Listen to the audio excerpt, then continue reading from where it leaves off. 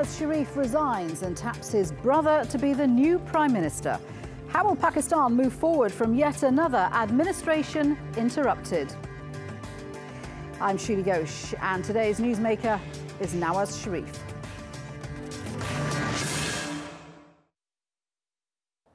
Since becoming a country in 1947, none of Pakistan's prime ministers have served out a full term.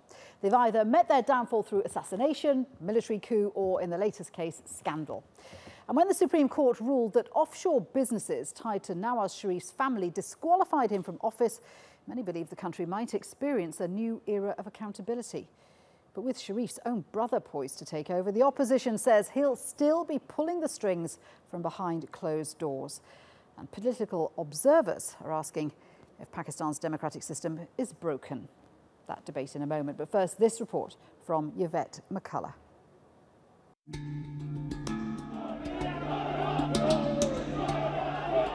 A dramatic fall for a man who helped define a generation of Pakistani politics. Brought down amid a cloud of corruption allegations. Nawaz Sharif resigned as Prime Minister last week after the Supreme Court found he had been dishonest and disqualified him from Parliament. The allegations stem from revelations in the Panama Papers linking Sharif's children, including his apparent political heir, Maryam Sharif, to offshore companies used to buy property in London. After narrowly escaping dismissal in April, a special joint investigation team report said that the Sharif family was living above their means and accused Sharif of concealing assets. The Supreme Court has now ordered the opening of a criminal investigation into the family. In the past, Pakistan's military has decided the fate of civilian governments, and there's speculation it held some sway over the Supreme Court's decision. Although he has stepped down, Sharif denies any wrongdoing, saying these accusations are part of a political conspiracy against him. Whether it was the tenure of my prime ministership or my chief ministership, God has been merciful enough to ensure that there is no stain on me. Sharif joins a legacy of Pakistani leaders who didn't finish their term in office. While the fate of the man who dominated Pakistan's politics for nearly 3 decades is unclear, it seems that brand Sharif will carry on.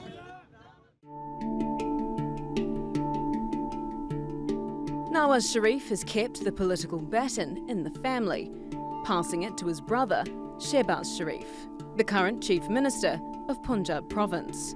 Shehbaz Sharif must first resign from his post and win a by-election to take over his brother's parliamentary seat. Until then, another strong Sharif ally and current Petroleum Minister, Shahid Haqqan Abbasi, has been put forward as interim Prime Minister. He still needs parliamentary approval, but with his Pakistan Muslim League party holding the majority, he is expected to be voted in. But even Abbasi isn't without baggage. He's currently fighting corruption charges in a special accountability court.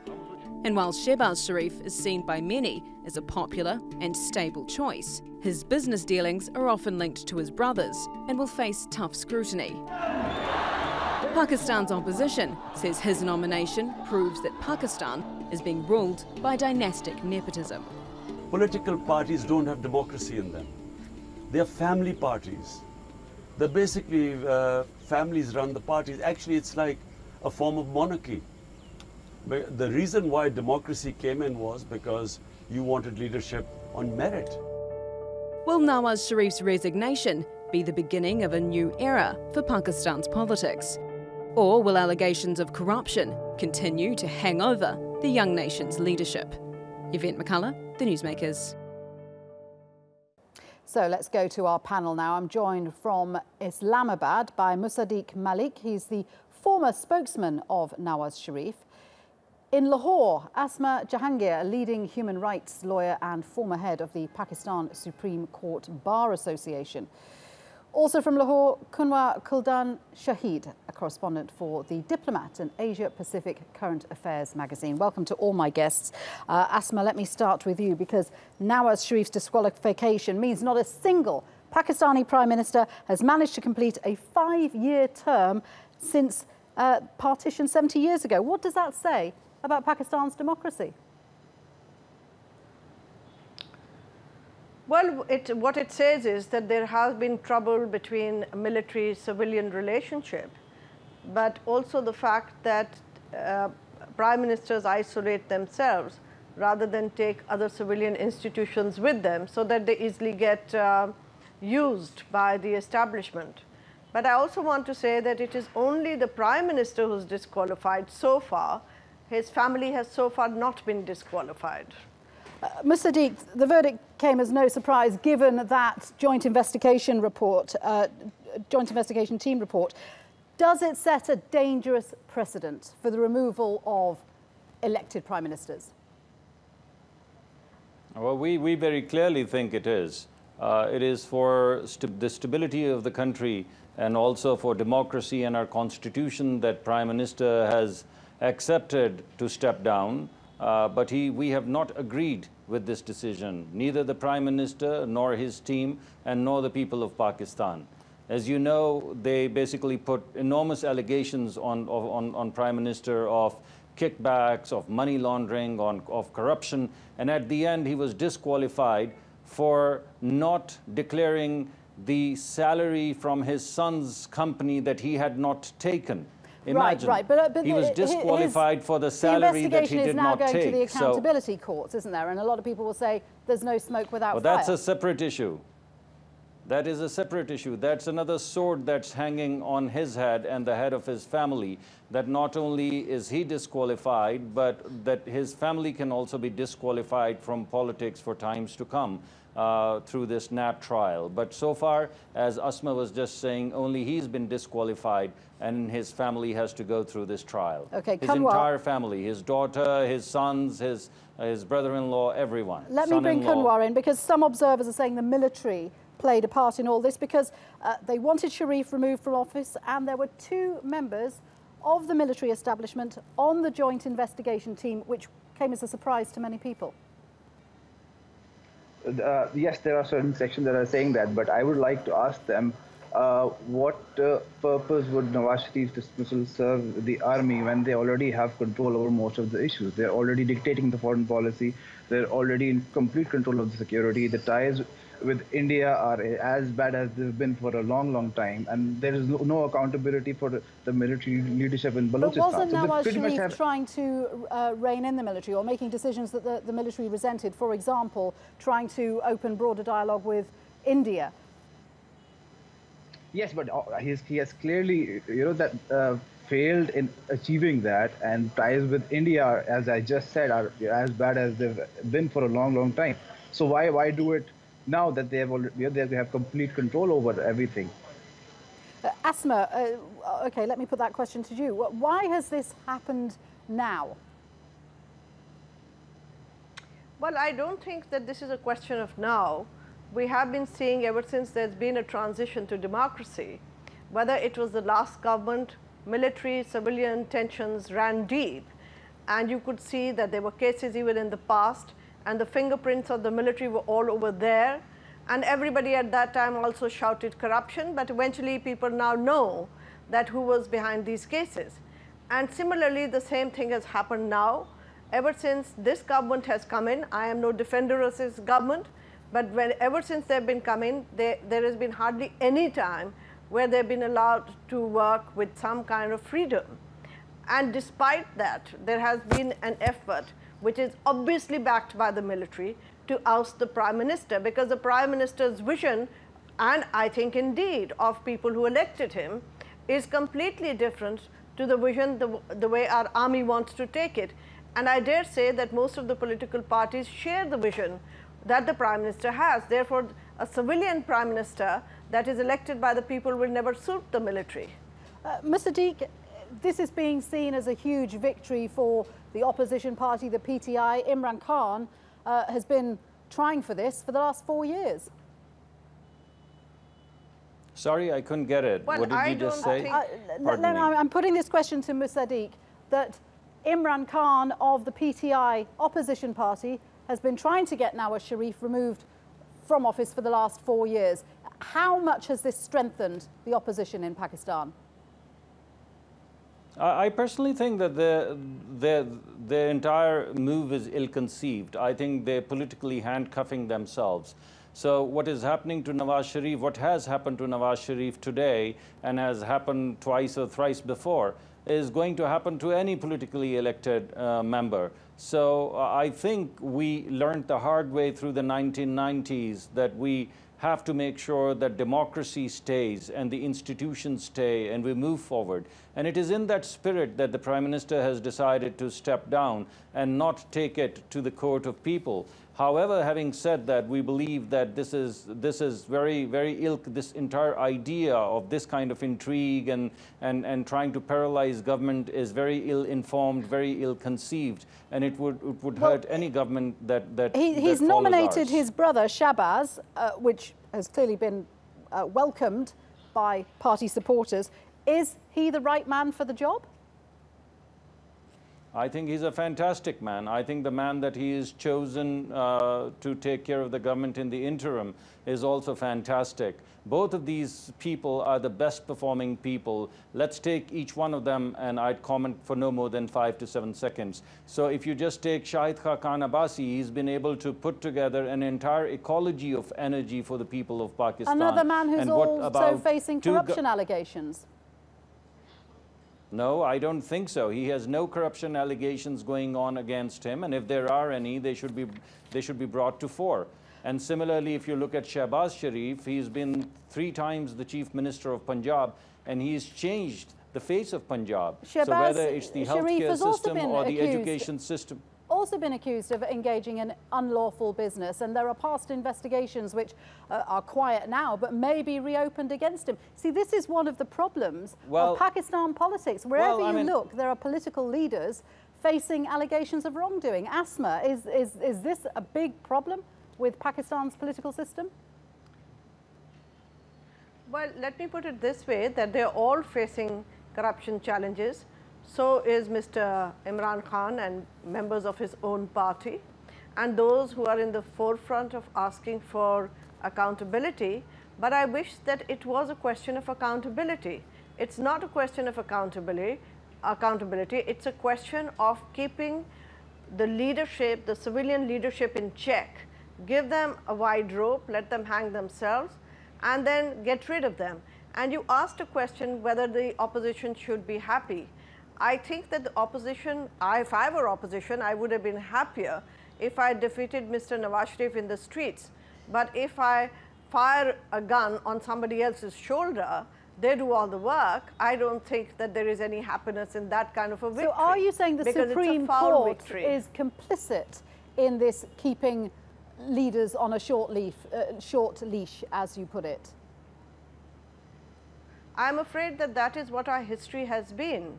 And when you look at this case, in the beginning I thought that this was just folly, just completely mistakenly being done. But if you look at the pattern, I'm afraid that I cannot but come to the conclusion that they have been influenced by the media trial that has been going on, and by the crowds outside that have been asking for the head of the Prime Minister, and they got carried away with it. I don't know if it is more than that or not, I can't say. But this is definitely it, because if you read the judgment, any lawyer will tell you anywhere in the world that it is a judgment that is devastating for any lawyer to read. Kanwar, let me ask you about the man who's been nominated to take over as Prime Minister, Shahbaz. Clearly he's got to become elected as an MP first before he can go that way. Musaddiq, our guest in Islamabad, saying that he's the right man, he's a good man to have as Prime Minister. Is that the feeling in Pakistan? And how can anyone trust anyone with the Sharif name, given that they seem to all be tainted with allegations of corruption right now? I think there is absolutely no question about Nawaz Sharif's. Sorry, Asma. Let Kanwar answer that question first.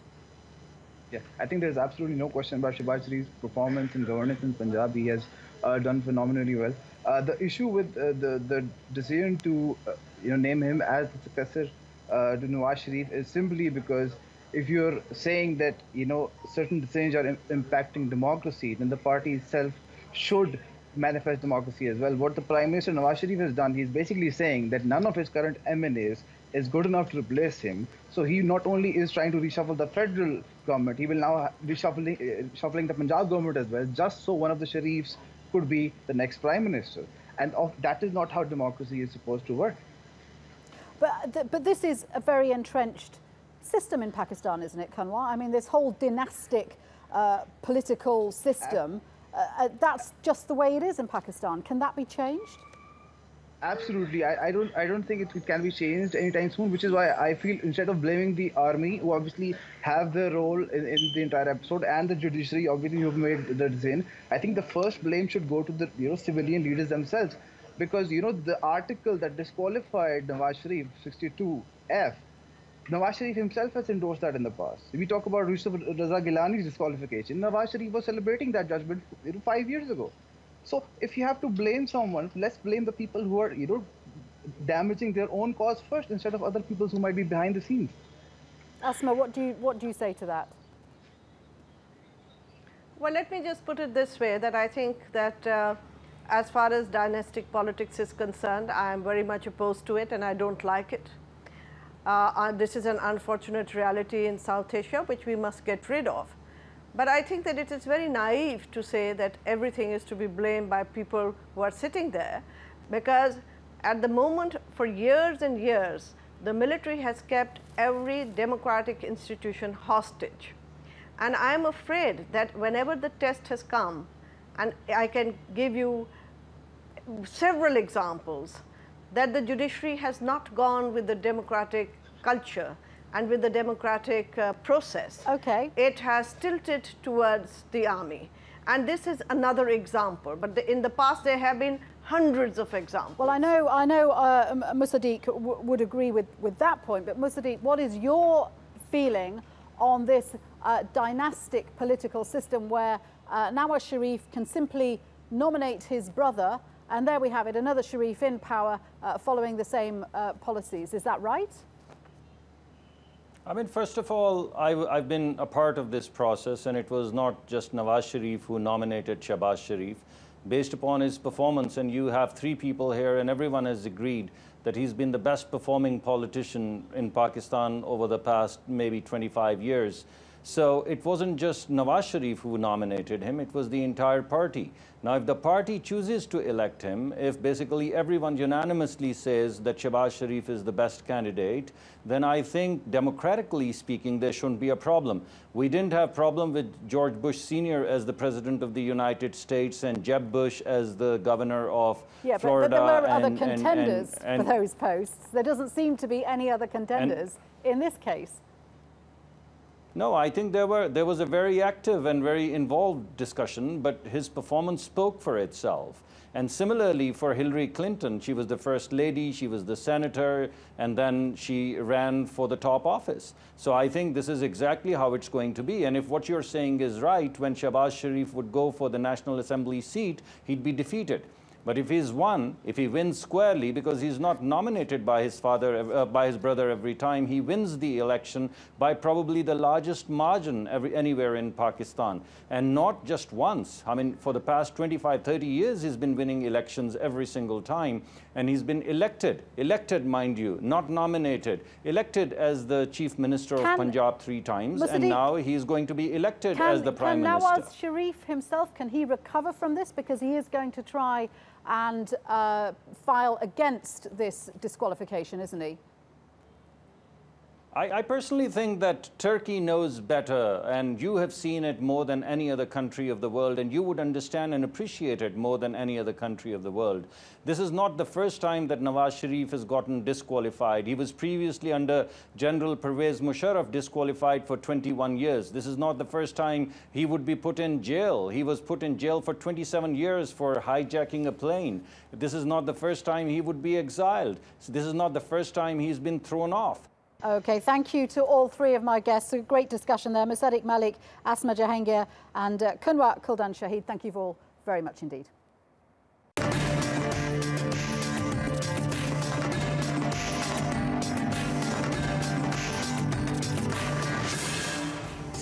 In just a few moments, we'll debate why Iraq might be reaching out to Vladimir Putin for help. And we ask an MP from Poland's ruling party how a legal controversy could land his bosses in court.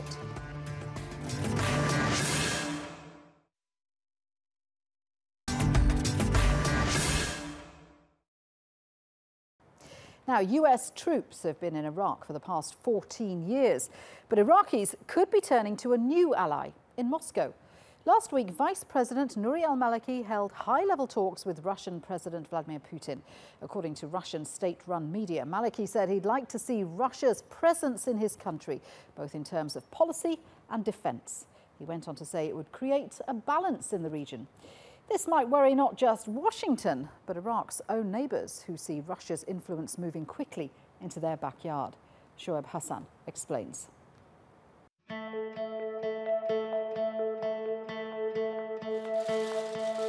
An old friendship that's now being rekindled. Nouri al-Maliki in Moscow with Russian President Vladimir Putin. The former Iraqi Prime Minister turned Vice President said he was seeking to strengthen relations between the two countries. It happened just before this naval parade took place, underlining the re-emergence of Russia as a global military force. Сегодня военно-морской флот решает не только традиционные для него задачи, но и достойно отвечает на новые вызовы. Вносит значимый вклад в борьбу с терроризмом, пиратством. Уверен в этом. The Kremlin's influence in the Middle East is growing. It's Moscow's backing that's emboldened the regime of Bashar al-Assad amid the Syrian war. And its support for Iran may be paying off as Tehran slowly shakes off years of isolation to emerge as a top regional power. Iraq now appears intent on joining this club. Iraq has had a long and close relationship with Russia, particularly during the rule of Saddam Hussein.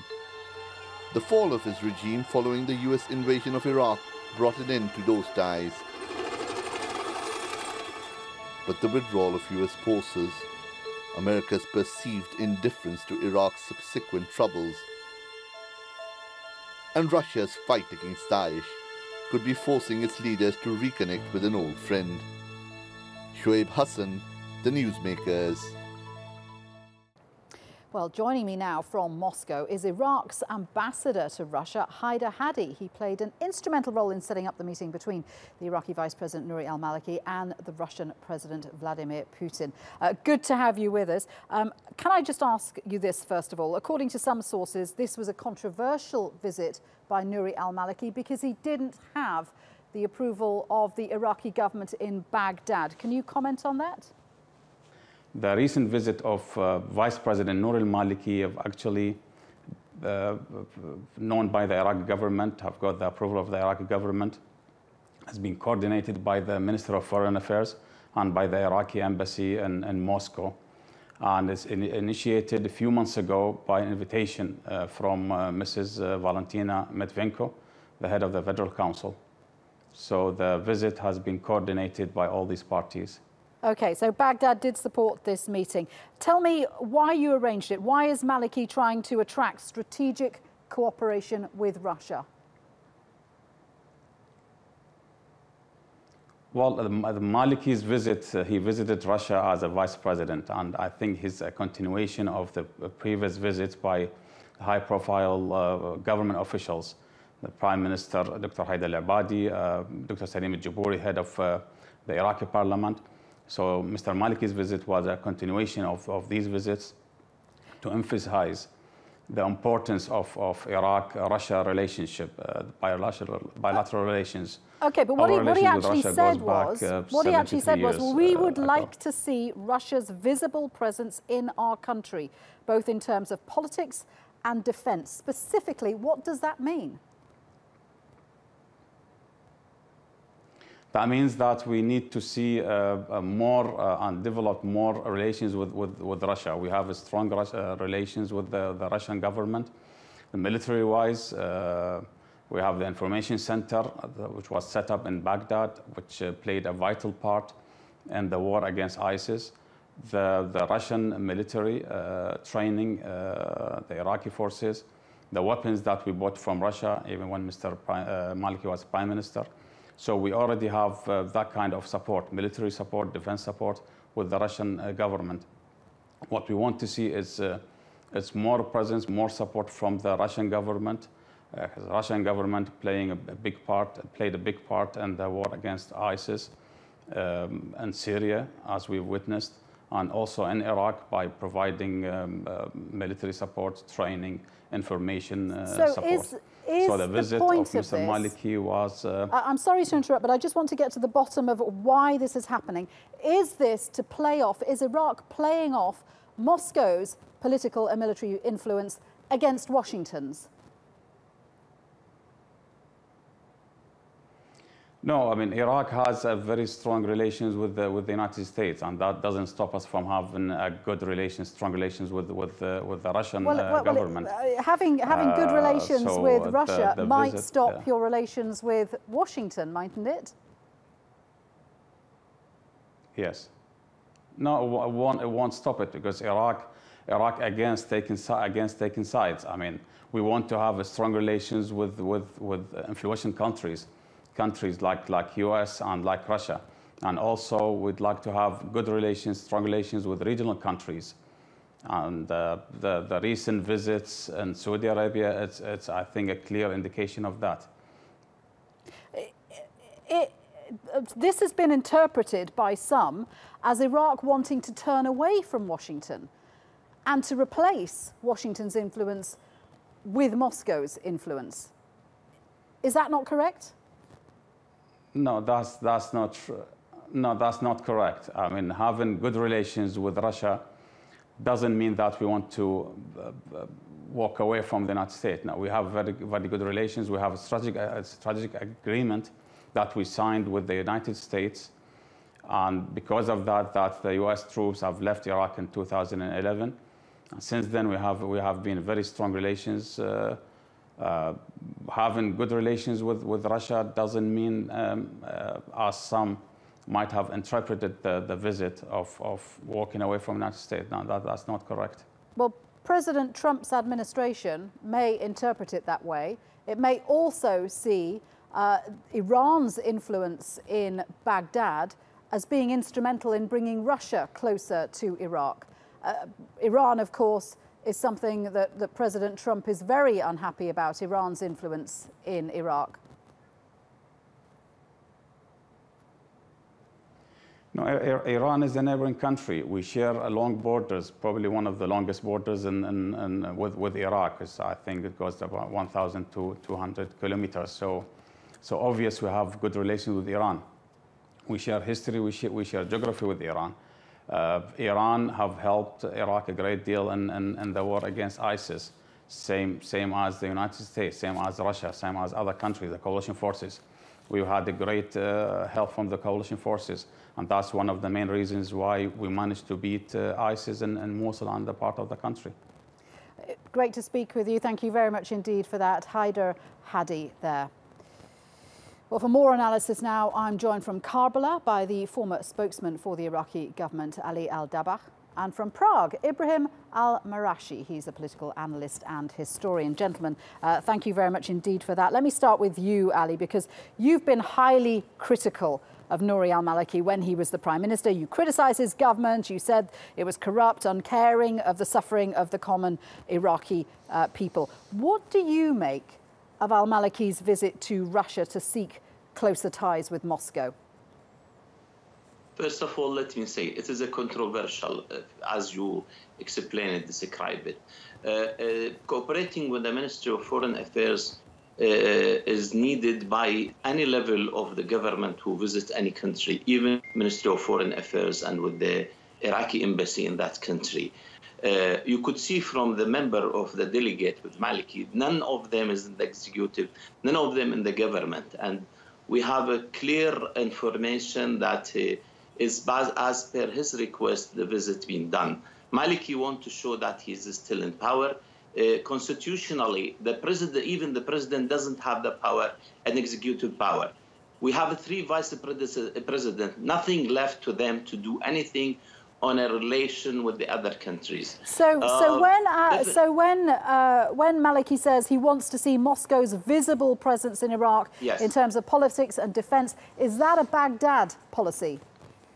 No, definitely not. Haider al-Abadi, I just, as a history, 2-3 years back when Haider al-Abadi was in New York on the United Nations, he welcomed the declaration of the Russians that they want to cooperate with Iraq militarily. Then when he came to Baghdad, he found the reality that he couldn't achieve, because there is non-welcoming from the United States to have a sort of high-level cooperation on a military basis as Russia they had in Syria. So he doesn't want the Americans to stop their support because it's very much needed in order to fight with Daesh. Okay. So he turned and he stopped on that level, which is only like intelligence information, exchange of intelligence information, which include Iran and Syria as well as Russia and Iraq. Let me ask Ibrahim. Let me ask him. Ali, I'll come back to you. Ibrahim, so slightly conflicting views on whether Baghdad is endorsing a policy of trying to get closer ties with Russia, but certainly this is something that has been the case in the past, a close relationship between Iraq and Russia, and there is no doubt that Russia is trying to expand its influence in the Middle East. It's done so in Syria. Iraq would logically be the next step. As the ambassador said, Russia-Iraqi relations go back a while. A lot of the weapons in the Iraqi military go back even under Saddam Hussein, I mean, from the Soviet Union. So you have that connection, but what I see is kind of Russia putting out feelers. How would the U.S. react if Russia tries to develop a robust presence in Iraq? You know, they've used Iranian air bases to launch airstrikes in Syria. Syria is practically another Russian hub for its military. So Iraq would be a logical step of kind of creating this geostrategic land bridge from Iran to the Mediterranean. Is this President Putin trying to recapture the glory days of the Soviet era when they were a significant presence in the region? I think that's one element where, yeah, if you look at most of the Arab states, they were more or less sponsored by the Soviet Union, imported Soviet weapons. I think it's a combination of the restoration of old glory, but at the same time, look at the tensions between Washington and Moscow at the moment, where you have Russia reacting to U.S. sanctions by, you know, threatening to expel American diplomats. I think in this way it's kind of showing the U.S. you have a presence of military advisors in Iraq. We, along with Iran, could also project our influence in Iraq. Ali, let me come to you, because one of the things that the ambassador we were speaking to previously was telling us about was he wanted to see more arms deals between Iraq and Russia. Talking about arms deals, this was not a happy experience for you, was it? Because you were fired after the suspension of a $4 billion arms deal with Moscow back in 2012. What's your position on that deal and others like it? Well, I don't have any role in the military, in the security. I am a spokesman of the government. Definitely that deal was the people surrounding Maliki tried to do it, and I came to know and I informed them clearly that there is a bad smell coming out of this, and that's what's happened. It is a history now. You were also accused of being one of the politicians taking a cut from this deal. I cannot do any role with the thing. I'm not a member of the delegate in negotiating of the deal, but he and his son and his followers was following up the issue, and it is become now a fact there in Iraq, and it is known that then he did it secretly with only one person, which is so close to him. Iraq is welcoming to buy the equipment from Russia with the approval of Americans had arranged a deal of buying helicopters from Russia because Iraq could get immediate supply.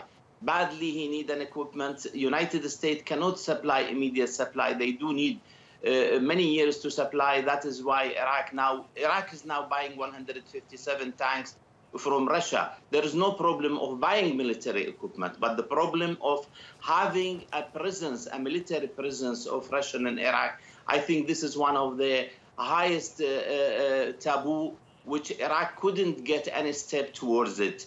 Although that Iraq could justify this, that he's fighting ISIS and he needs any power would help him, because Iran had come and helped them without any approval of United States. But on Russia level, I think there is a problem of making the United States not agree and then reduce their cooperation in the alliance. Ibrahim, can I ask you, I mean, given that Iran has such a role in Iraq, has so much influence and has obviously helped in the fight against Daesh, does that give Russia leverage to gain more of a foothold in Iraq? I think it does, because, you know, with ISIS on the retreat, now we kind of have this new political situation where you have the US and Iran vying for influence in Iraq. If Russia becomes a third partner, I think that does bolster the Iranian position, given their alliance vis-a-vis the US. In Syria, exactly. And keep them... I would say in Iraq as well. Yes, I mean, so you already have this working relationship in Syria. You could replicate that in Iraq as well. I mean, they do have tensions, Russia and Iran, but at the same time, they both can agree on opposing the US and its influence in the Middle East. But how's that going to sit with other countries in the region? Well, I mean, Saudi Arabia certainly doesn't want another huge power cozying up to the Iranians, does it? You know, Saudi Arabia has its own problems with Russia, you know, fighting over oil prices. They were particularly unhappy with the Russian presence in Syria, bolstering the government in Damascus. So I couldn't imagine Saudi Arabia being happy with Russian presence in Iraq. That would only bolster Iran's position. What do you think the US reaction would be if Iraq decided to take the path of becoming closer to Russia?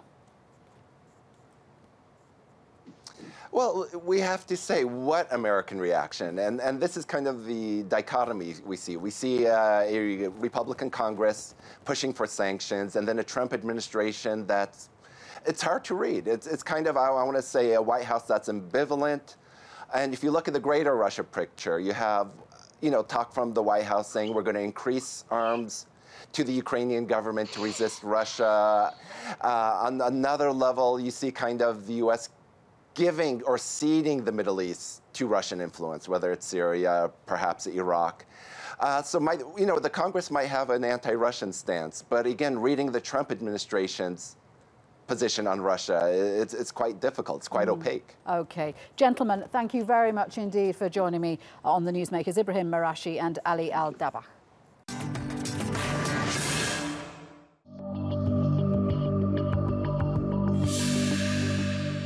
Given that we have clear legal grounds and that we are just waiting for the publication of this law before the possible breach of EU law becomes a reality, the Commission today empowered me, in agreement with President Juncker, to send a letter of formal notice once the law on the Ordinary Courts Organisation has been published.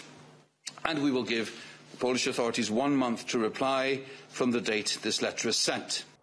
The European Union has filed legal action against one of its own members, Poland, saying the right-wing government is undermining the country's courts. Protests erupted after Poland's president gave the Justice Minister the power to appoint lower court judges.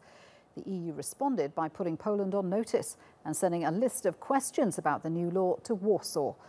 If the EU is not satisfied with the answers, Polish officials would be summoned before the European Court of Justice.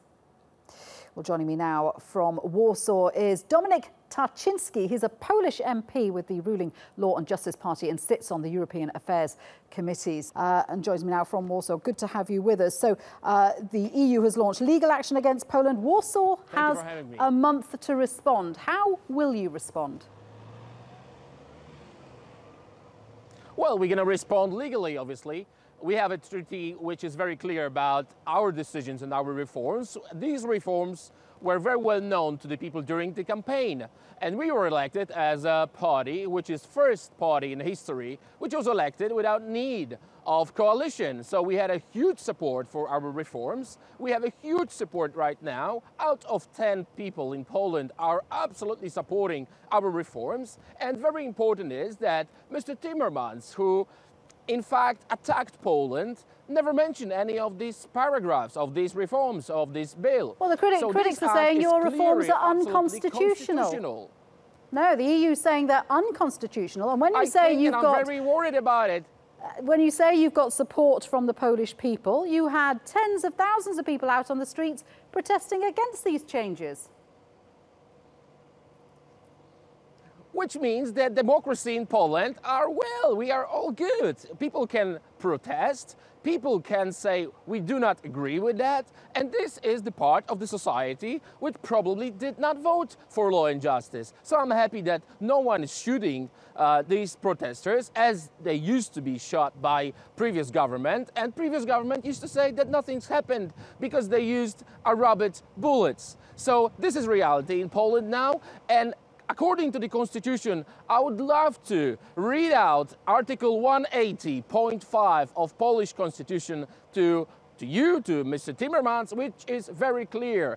The judges can be retired if the system itself, the court system, is changed. So the structure of the courts is changed, and they can be retired. Obviously, they will keep their wages. But what you've got so now is a situation where the Justice Minister now has the power to unilaterally replace the Chief Justices of the lower courts. What is that if it's not undermining judicial independence? Thank you very much for this question, which is very important, because this is not true. In Germany or in Sweden or in Denmark or in other European countries, Minister of Justice appointing the judges for the Supreme Court. And this is obviously pro-European, and this is obviously very okay with the European law. In Poland, we're going to have a minister, and then we're going to have a national council of judges, and then the courts. So it's not the minister who is appointing the judges. That's another example that Mr. Timmermans do not know the bill. He never wrote about it. He never read it.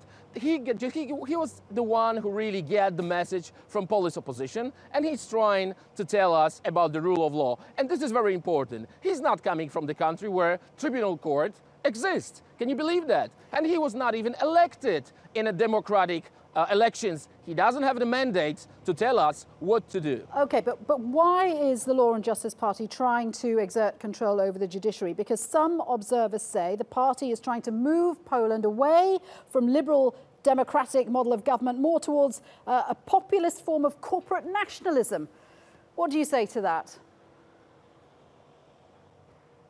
Well, you know, some people say that not only Polish government trying to take away Poland from European Union, but some of them say that we want to take Poland from solar system. They can say whatever they want. Obviously, even the most stupid things can be told, and we are absolutely open for the discussion. I'm a lawyer. I'd like to explain to everyone each one of the paragraphs in our bill. First of all, I'd like to tell you why we started this work on this reform. First of all, because we had judges which were drunk, killing people, driving drunk. We had people, and we still have judges who are stealing things from the shops, and we cannot really put them on trial. You see, the three powers in democracy should be equal. Well, me as a member of the parliament I can be put on trial. I can lose my mandate. Judges seems to be a problem with your judges. But judges, this is important. Rather than a problem with the system of trying to replace them summarily.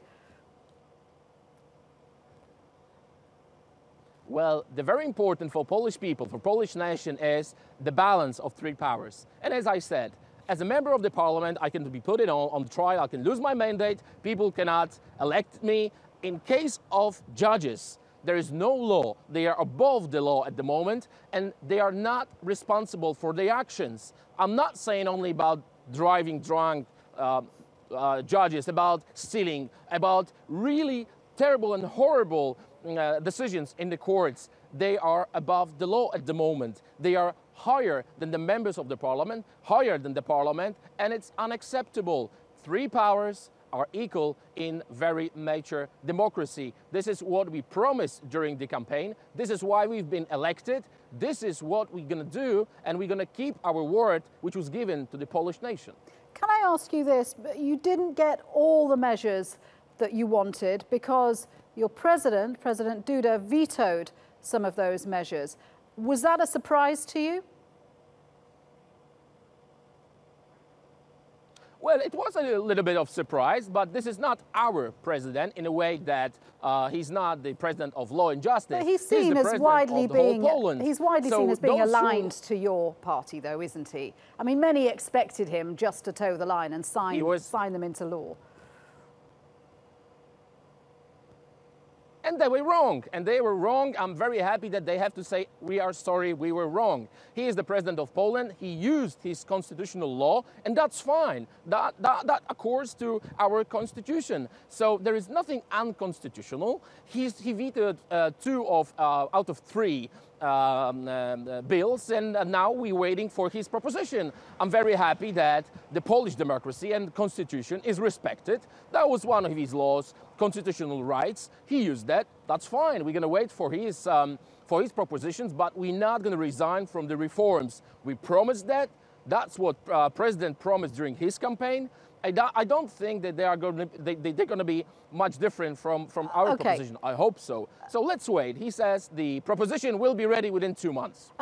If you push forward with these reforms, it's obviously going to put you on a collision course with the EU. You've said in a previous interview that the EU can't just kiss Poland on the forehead like Jean-Claude Juncker used to kiss Donald Tusk.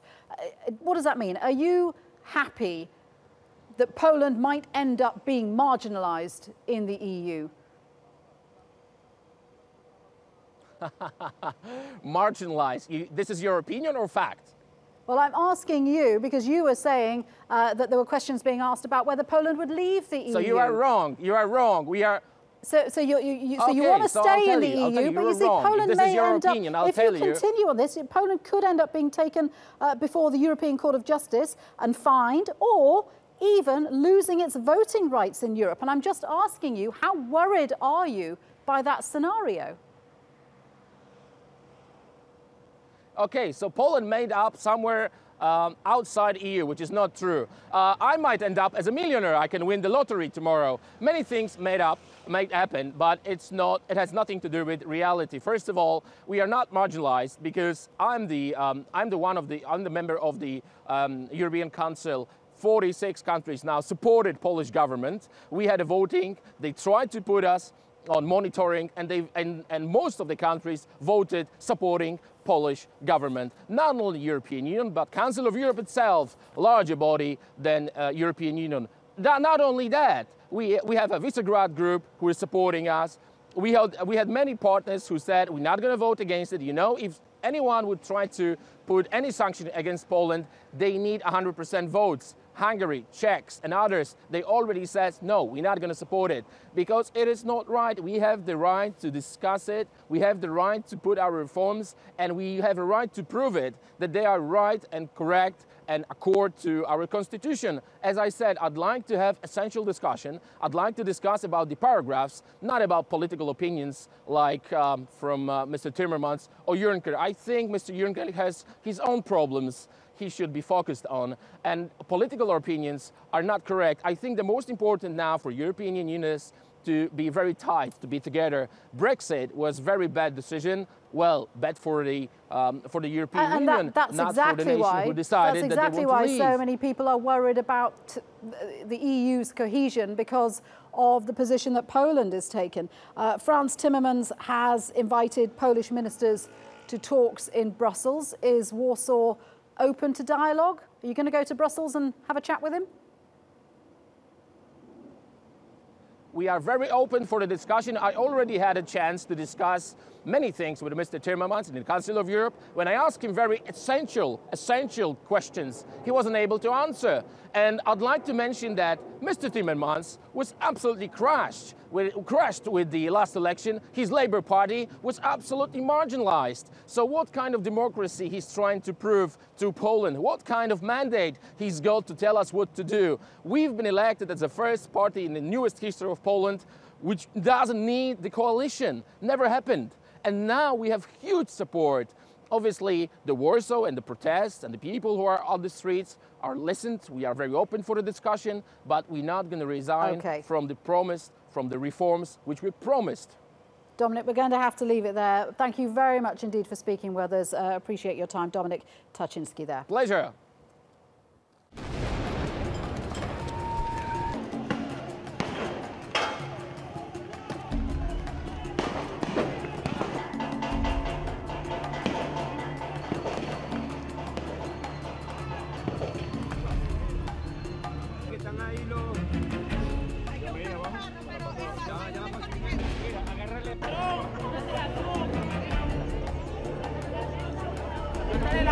a decir la constituyente sí va. En Venezuela mandamos los venezolanos. Así es.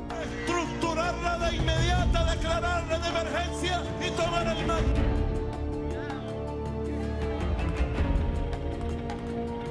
No reconocemos ese proceso fraudulento. Para nosotros es nulo.